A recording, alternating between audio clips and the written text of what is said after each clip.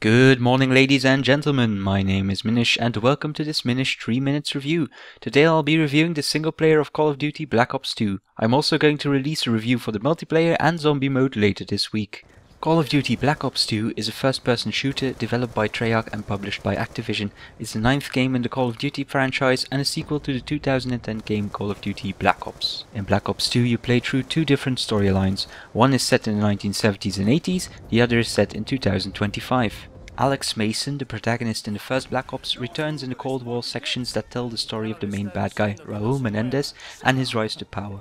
In the 2025 section, you play Alex Mason's son, David.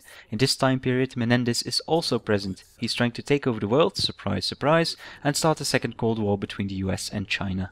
But believe it or not, it's actually an interesting plot. It's not the usual, look how awesome America is story. You get a lot of information about why Menendez became a terrorist, and you get a real understanding of his character. I actually started wondering if I was really playing the good guys this time around.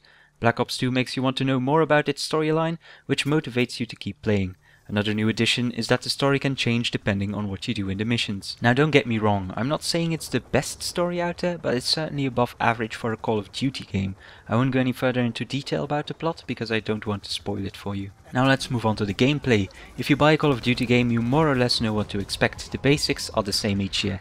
However, Black Ops 2 offers some bigger changes than I expected.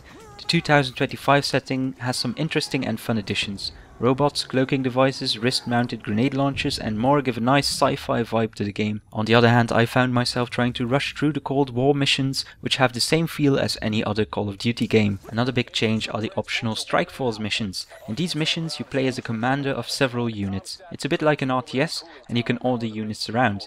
You can also possess any of your units and start shooting the enemies yourself.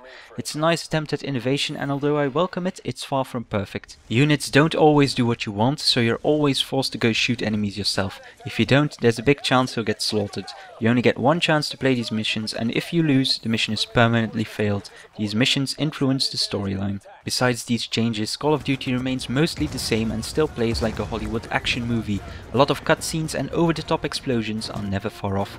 Realism certainly isn't a priority. I discovered this when I was riding a horse into a battlefield full of Russian tanks and helicopters, holding the reins in one hand and a rocket launcher in the other. It was awesome, but if you want realism, go play Arma 2. Also, don't expect the AI to be amazing. The enemies are completely and utterly stupid. They don't respond to flanking and will take shelter behind glass doors. Last but not least, the graphics and the sound.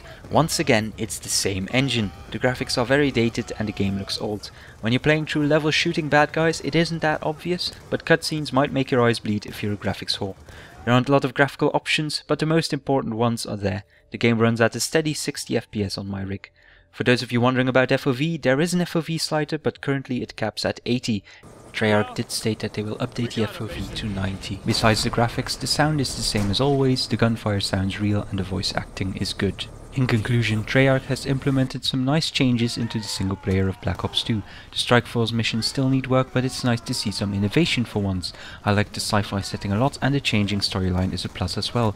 However, the Cold War missions are like any other Call of Duty game, the enemy AI is incredibly stupid and the graphics look very dated. Once again, my name is Minish, thank you for watching and please subscribe for a new video each Saturday and some extra unscheduled videos during the week.